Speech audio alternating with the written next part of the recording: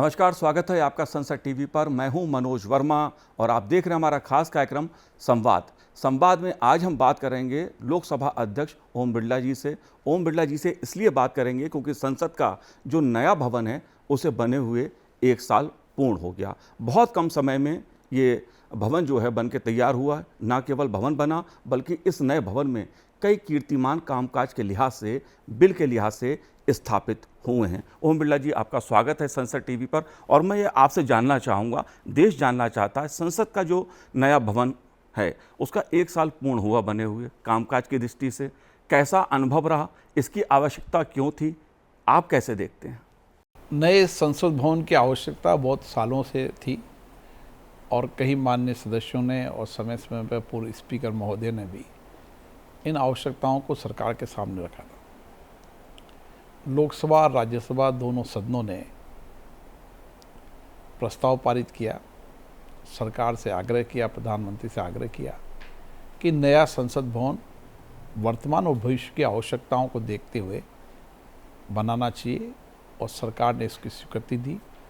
और 10 दिसंबर 2020 को, उस समय कोविड का समय था जी। उस समय इसका शिलान्यास माननीय प्रधानमंत्री ने किया और 28 मई 2023 को इतने कम समय के अंदर ये नया संसद भवन बनकर तैयार हुआ। ये नया संसद भवन नए भारत के आत्मनिर्भर भारत की झलक है। ये नया संसद भवन देश की करोड़ों जनता की अपेक्षा आकांक्षाओं का मंदिर है और इसलिए नया संसद भवन अपने आप में अनूठा है जी। जहाँ पर अलग अलग राज्यों की संस्कृति है, जिसमें बनने वाले कलाकार अलग अलग राज्यों से आए हैं, जहाँ का पत्थर, लकड़ी, अन्य कई चीज़ों अलग अलग राज्यों से सबके मिलकर ये बनाए। आज भी मैं मानता हूँ कि नए संसद भवन को जब देखने में बड़ी संख्या में लोग आते हैं तो उन्हें अपने अपने राज्य की संस्कृति, आध्यात्मिक कला की झलक भी उस नए संसद भवन में मिलती है। जी। ओम बिरला जी, अगर मैं बात करूं तो सिंघोल परंपरा की, एक प्राचीन परंपरा जिसकी स्थापना प्रधानमंत्री नरेंद्र मोदी जी ने की, इसको आप कैसे देखते हैं? क्योंकि प्राचीन से नूतन को जोड़ना। सिंघोल हमारी सबकी पूर्वजों की, हमारी लोकतंत्र की विरासत का एक न्याय दंड है। जब आसन पर कोई बैठता है तो ये सिंघोल हम सबको मार्गदर्शन करता है कि आसन पर बैठने वाला व्यक्ति न्याय करे, सबके साथ समानता के साथ, और लोकतंत्र की प्रतिष्ठा को बढ़ाए।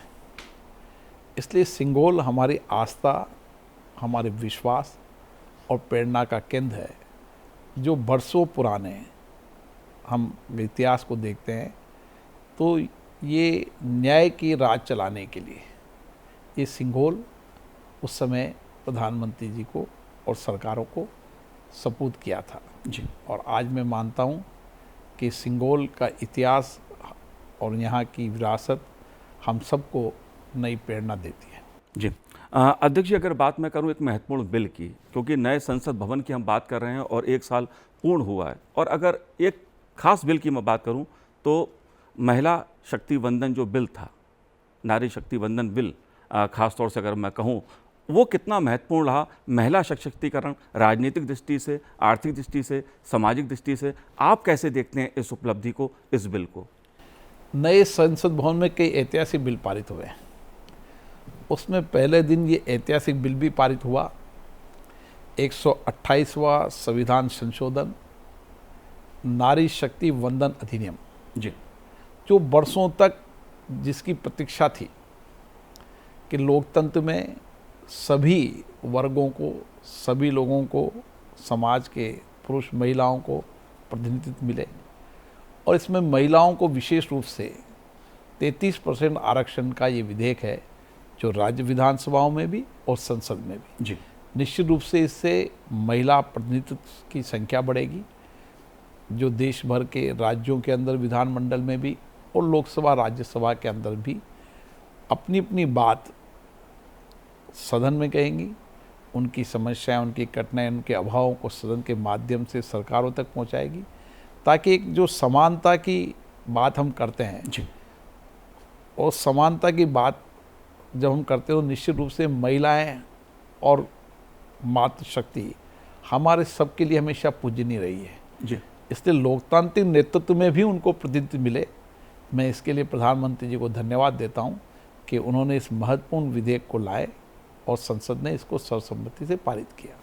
आपने कुछ नई पहल की 17वीं लोकसभा की अगर मैं बात करूं, वो संसद के नए भवन में भी देखने को मिली। आपने जो महिला सदस्य हैं हमारी, उनको बोलने का मौका पहले देने की कोशिश की कि वो बोलें। आपने हमेशा प्रेरित किया। जो नए सांसद चुन के सदस्य आए थे 17वीं लोकसभा में, वो अधिक से अधिक बोलें, उनको मौका मिले, इसकी पूरी आपने कोशिश की।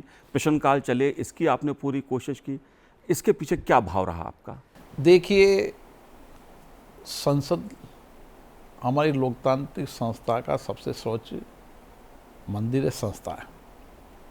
देश के लाखों मतदाता अपने अपने जनप्रतिनिधियों को चुनकर भेजते हैं जी।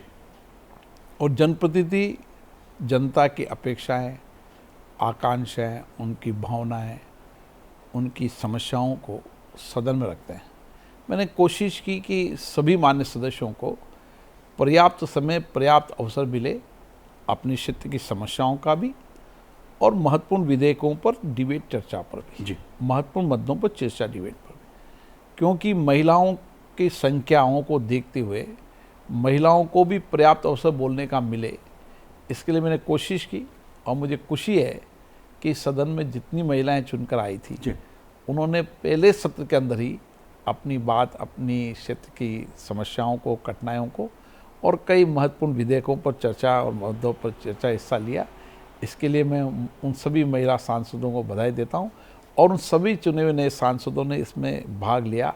ये क्योंकि अंतिम समय है, लेकिन जिस तरीके संसद में उन्होंने सक्रिय भागीदारी दिखाई, वो सब धन्यवाद के पात्र है। आपने कठिनाइयों की बात की। कोविड काल की बात मैं करूं तो उसके दौरान निर्माण कार्य भी संसद के नए भवन का चलता रहा। कामकाज के लिहाज से भी बात करूं तो तमाम उपलब्धियां हासिल की। ये कितना चुनौतीपूर्ण समय था आपके लिए, अध्यक्ष के नाते सदन को चलाना, नया संसद भवन का निर्माण भी ना रुके, कितना चैलेंजिंग काम था ये? देखिए, हमारे प्रधानमंत्री एक विजनरी नेतृत्व है और उन्होंने जब फैसला किया तो ये भी फैसला किया कि इसको कम कार्यकाल में बनना चाहिए और ये लंबे समय के लिए 100 साल के लिए संसद होनी चाहिए कम से कम जी। ताकि इसमें जहाँ टेक्नोलॉजी का भी उपयोग हो और टेक्नोलॉजी के साथ पर्यावरण फ्रेंडली भी हो और ग्रीन टेक्नोलॉजी की बिल्डिंग भी हो। इसलिए उनके विजनरी नेतृत्व से ये भवन बना और मैं कह सकता हूँ कि कम समय भवन बना। और कोविड के समय भी उन सभी श्रमवीरों को धन्यवाद देना चाहता हूँ जिन्होंने इस नए संसद भवन के निर्माण में अपने पसीने को बहाया। वो सभी श्रमिक अलग अलग राज्यों के थे जिन्होंने कोविड के समय अपनी जान जोखिम में डाल के इस भवन निर्माण में जो सहयोग किया, वो सब धन्यवाद के पात्र हैं। और इसलिए प्रधानमंत्री जी ने भी उन सब श्रमजीवियों का नए भवन के शिलान्यास में भी और नए भवन के लोकार्पण में भी उनका स्वागत किया, अभिनंदन किया। और इस नए संसद भवन में जी। उन सब श्रमजीवियों का जिन्होंने उसमें योगदान दिया, हर व्यक्ति के योगदान को भी लिखा गया है। और आप जाकर जब देखेंगे तो आपको किन किन लोगों ने इसमें काम किया, क्या क्या काम किया, कितने दिन काम किया, किस प्रदेश से आते हैं, ये सारी जानकारी आपको संसद भवन के अंदर मिलेगी। इसलिए हर छोटे व्यक्ति का योगदान, प्रधानमंत्री जी हमेशा उनके योगदान को याद करते हैं और इसलिए कोविड के समय सबके योगदान के लिए मैं धन्यवाद भी देता हूँ कि 1 वर्ष हो गया है और उनकी मेहनत से भवन बना है। निश्चित रूप से उनका पसीना देश के लिए काम आया है और देश की इस लोकतांत्रिक संस्थाओं में उनके पसीने से बनी हुई संस्था निश्चित रूप से जवाबदेह उत्तरदायित्व के साथ काम करेगी। जी। एक महत्वपूर्ण मुद्दा संसद की सुरक्षा का, सदस्यों की सुरक्षा का रहा है अध्यक्ष जी, और इस 1 साल में एक अप्रिय घटना भी देखने को आई। सुरक्षा के लिहाज से आपने एक कमेटी भी बनाई कि उसकी समीक्षा की जाए, सुरक्षा कैसे चाक चौबंद हो संसद की।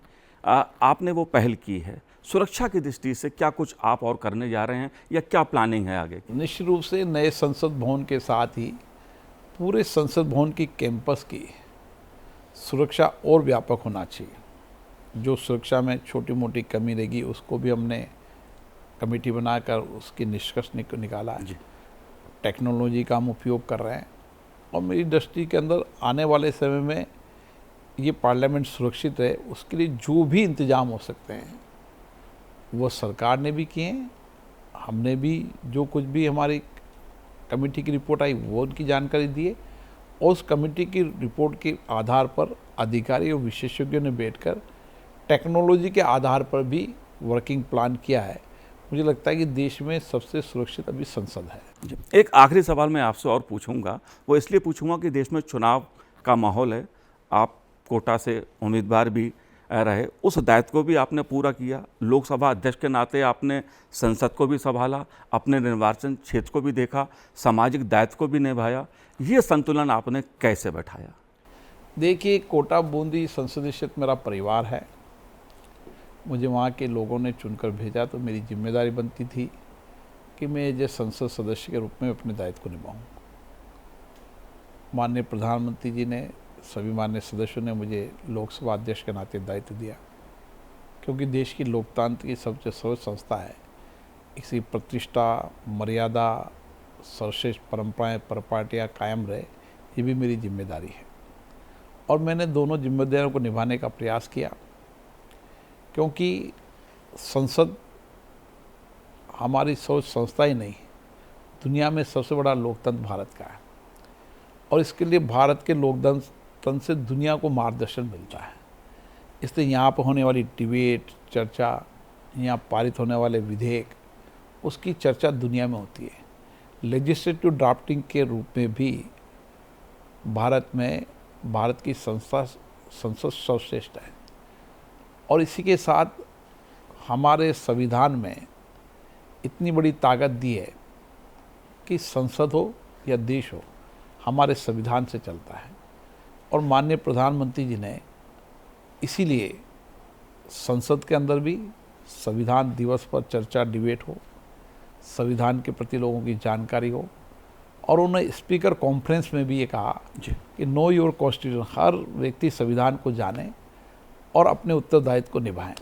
इससे संविधान के प्रति प्रधानमंत्री के अटूट आस्था, विश्वास, उससे हमें प्रेरणा मिली और उसी प्रेरणा से हमने देश भर में संविधान को जानने का अभियान चलाया और नई संसद भवन में भी संविधान पार्क बनाया, जिसमें संविधान बनने की डिबेट, चर्चा, संविधान बनने में जिन लोगों का सहभागिता, उनके योगदान को भी संसद के नए भवन में आपको देखने को मिलेगा। आने वाले समय के अंदर हमारी कोशिश है कि संसद के साथ साथ संविधान के बारे में भी संपूर्ण देश के हर नौजवान, नई पीढ़ी को जानकारी हो और उसके साथ साथ एक नई पहल भी प्रधानमंत्री जी के मार्गदर्शन में की कि जितने हमारे महापुरुष जिनका आज़ादी में योगदान रहा, जो आज़ादी के योगदान के साथ जिन्होंने बलिदान दिया, उन महापुरुषों को, और जिन्होंने आज़ादी के बाद देश के नवनिर्माण में योगदान दिया, ऐसे महापुरुषों के जीवन दर्शन, उनके जीवन के बारे में आने वाली पीढ़ी जाने, उसके लिए भी इस संसद भवन के अंदर चर्चा होती है। अलग अलग राज्यों के अंदर जो विद्यार्थी हैं वो वहाँ पर उन महापुरुषों के बारे में चर्चा करते हैं, उनकी जयंती पर, और जो वहाँ पर प्रतियोगिता में जो सफल होते हैं फिर वो संसद में आकर, संविधान सदन के अंदर आकर चर्चा, डिबेट करते हैं। ये भी अपने आप में नई पहल है।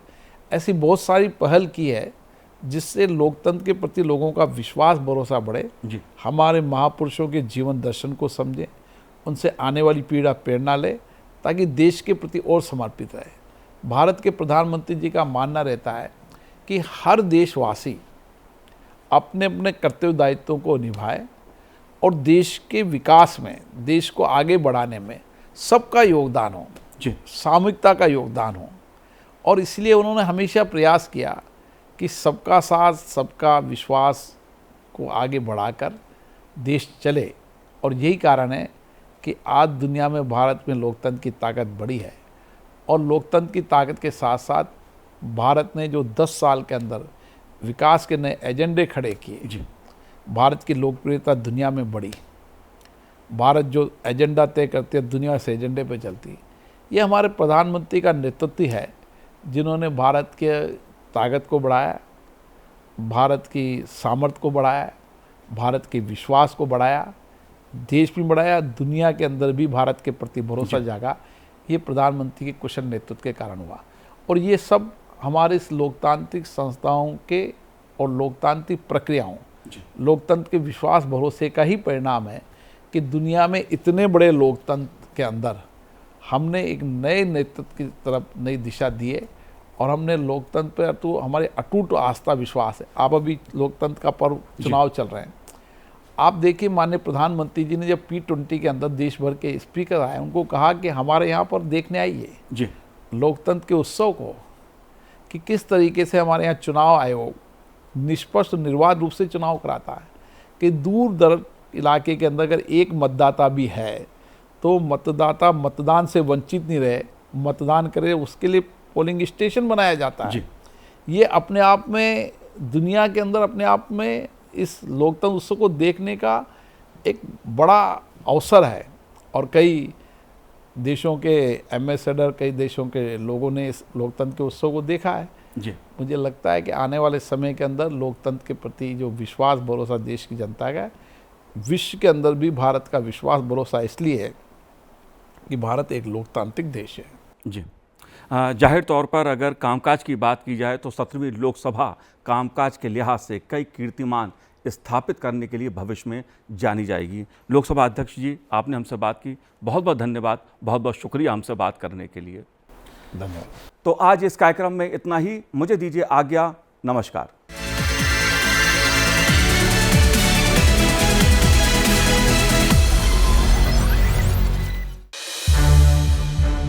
संसद टीवी के और भी प्रोग्राम्स देखने के लिए सब्सक्राइब करें हमारा YouTube चैनल और हाँ, इन्हें लाइक और शेयर करना ना भूलें।